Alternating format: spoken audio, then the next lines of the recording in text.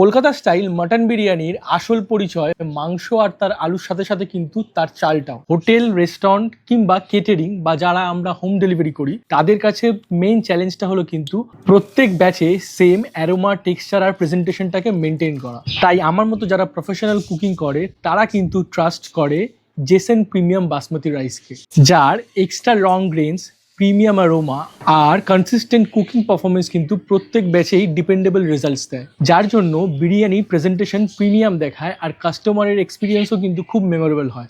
যখন ভাতের প্রত্যেকটা গ্রেনস পারফেক্টলি সেপারেটেড হয় আর স্মেল প্রত্যেকবার সেম হয়, তখনই কিন্তু কলকাতা স্টাইল মাটন বিরিয়ানির আসল এক্সপিরিয়েন্স তৈরি হয়।